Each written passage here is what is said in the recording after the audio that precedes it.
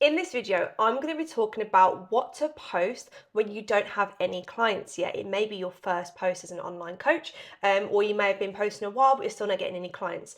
So if you're new here, welcome. My name's Amelia. I spent £30,000 on business mentorships to become an online fitness coach, so you don't have to. And I built my coaching business from scratch, and it's still going. I'll leave the link down here so you can have a little look at it and copy some ideas if you need to.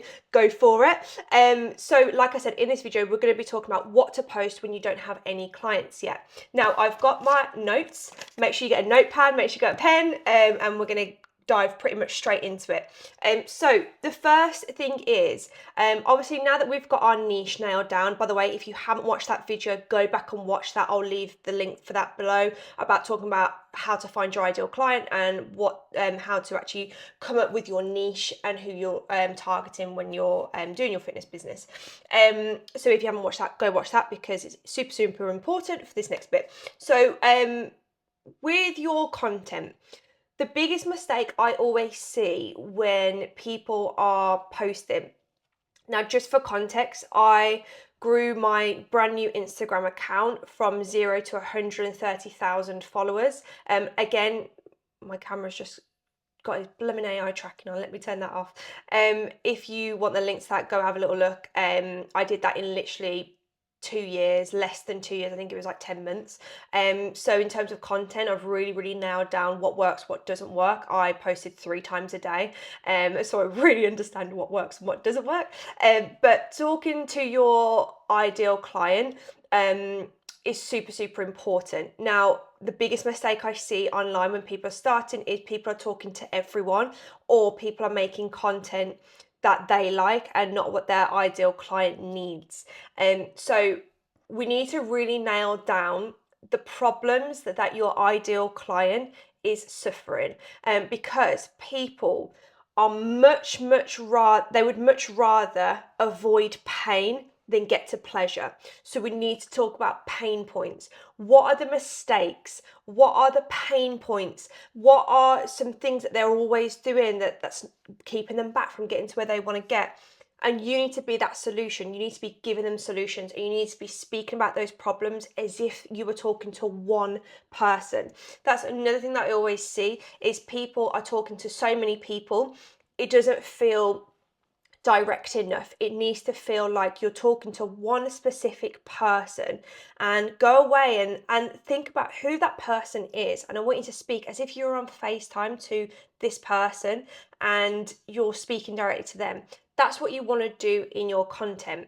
And remember, you want to post content that is about them, not about you. People don't care about you yet. So you don't have that authority yet. So you need to be all about them. They don't want to see your workout split. They want to see a workout split for their specific problem. So in the last video, I was talking about speaking the niche, and I used the example of mums who are also primary school teachers. Now, you as just a fitness coach who is online or is in the gym, is going to have access to the gym all the time, whereas they're not. So if they're seeing your workout split, it's not going to relate to them. So the type of content you want to post is 3 things that you want to avoid when you're trying to work out, as well as being a primary school teacher when you've got no time to work out, type of thing. I mean, you will come up with way better stuff than that. That's literally off the top of my head, but that's the type of thing that you want to be posting. If you're just posting a workout split like leg day routine or your routine, people don't care yet because you haven't got that authority yet, and you're not going to be attracting the ideal client. So really think of that. Remember, you want to post for them, not about you. It's all about them and not about you. You can share your own journey. That's fine. But I'm talking about like what I eat in a day, or my workout split, or come to the gym with me. Like, people don't care. People want to avoid pain. So you've got to think of the problems that they're facing and give them solutions. Hope that makes sense. Let me just look at my notes to make sure. So I think I already said this, but remember to speak to one person and not loads of different people. But the next one is where to post. Now, I have a rule of posting One solution, I saw it somewhere. It was in that book that I'll try and find it. One problem, one platform, one solution. So one problem that, whoever you're targeting to, one specific niche, one specific problem that you're solving, and it has to be on one platform. If you are trying to do TikTok, Instagram, YouTube, LinkedIn, Snapchat, if you're trying to do all these different platforms, you're going to not grow, because all these different platforms have specific things that you need to change your content for.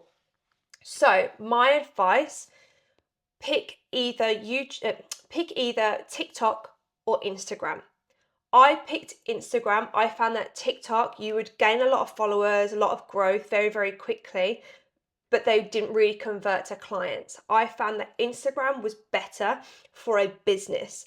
TikTok's all right for kind of reach, but pick one. I personally would say pick Instagram. Also, as well, you can put links on there. You can use ManyChat, which I'll talk about in another video. But all the automations are on there. Instagram is just more business friendly than TikTok or anything else. So personally, I would post on Instagram and just focus on Instagram growth, Instagram following, Instagram community. Really focus on Instagram. Obviously, if you want to do TikTok, you go for it, do it on TikTok. I just found that I got better clients over on Instagram, and it was easier to convert because of DM scripts and all that kind of stuff. So pick one platform and roll with that, because if you try to do too many things, like I said, the different platforms require different things and the algorithms are always changing. So if you're trying to juggle all these different ones, you're never going to get anywhere. Whereas if you're focused on one and the algorithm's changing, that's fine. You can change and you can stay focused on that one platform. So I would definitely recommend that. And time of day is really, really important. See when your followers are most active. Don't post at 6 o'clock in the morning if they're most active at 8 o'clock at night. So really, really focus on your analytics. If you haven't changed it to a business Instagram account, definitely recommend doing that, because that's super, super important. And let me pause because I want to make sure I've got all of it. That was it as well. So make sure that when you're posting, think of the community that you've got, and you need to have something in common with them. So when I say something in common, I mean you need to have a strong opinion on something that may, be controversial with other people, but you share that opinion with those people. And that's really, really important, because that gains trust, that gains community, and also that will make you relatable to them almost. So share some kind of opinion with them and be open with that opinion. Obviously, don't be like offensive or anything like that, but have a strong opinion about something and roll with that, because that gains community and that gains trust within your niche. So really think about that. Oh yeah, that was the other thing. So I'm going to give you a 30-day content plan. I want you to post daily. Instagram, let's go with Instagram. Post daily. I've put here one problem and one solution every single day, and just repeat the topic from different angles and different points of view. Just do that for 30 days. Okay. Instagram, for example, and I think a lot of platforms are the same, they have their own, what I call kind of credit score. If you're consistent with it and they can see you, and the app can see you posting daily and you're consistent, it's more likely to push it. If you're inconsistent and you post one day, you leave it 3 days, then you post 3 in one day, and it goes a bit like that, it won't see your account as consistent and I want to push this account. So be consistent with it. Now be realistic. If you can only post once a day, post once a day. If you can only post once a week, post once a week. Personally, I would say the more the better. Try and aim for once a day, okay? 7-second reel of you just literally lifting. You're always in the gym, right? Because you're a fitness creator. Get in the gym, get a clip of you doing something for 7 seconds, whether that's a squat, a curl, or whatever you want to do. Post some text over it, talking about a specific problem with a solution in the comments. Do that for 30 days and your account will grow. Super simple, super easy, and it can be, and that's easy for you to be consistent with. I just want you to do that specific topic, a specific solution every single day from different types of angles, okay? Solving that one specific problem. Do that for 30 days. See how your account does, and then you've got some good analytics, who it's reaching, who it's targeting, what works well, what doesn't work well. Things to just avoid before we end this: don't post random workouts. Don't copy big influencers. They probably grew their account 10 years ago, 5 years ago. What they're doing now probably doesn't work now. So don't copy influencers. They're already big. They're not doing things to go viral. Their things are already going viral because they've probably got a million followers already from 5 years ago. Don't be too generic. Okay, remember that specific niche. And I just want to reiterate, I haven't actually said this yet, but you don't need loads of followers to have a successful business, okay? I still had a successful business when I had 10,000 followers. I have 130K now, but when I had 10K followers, I was still doing very, very well in the business and I was getting great clients. And you don't need a lot of followers to do that. So don't think about going viral all the time. Think about your person that you're speaking to. That's way more important, because at the end of the day, you don't just want to post and go viral and not get paid for it. Okay? You're not an influencer, you're marketing your business, and everything that you want to post on Instagram, TikTok, wherever it is, needs to convert to money.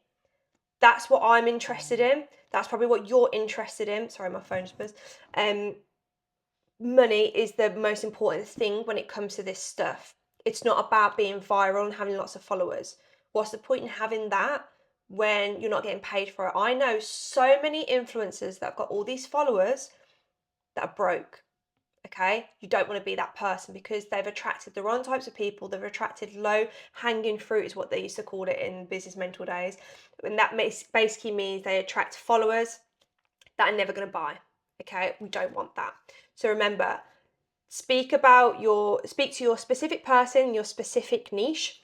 And if you haven't got a clue about who your ideal client is, who your niche is, who you want to speak to, watch this video below because it will give you an insight on how to pick it and how to actually start. But I hope that helps, and I'll see you on that video.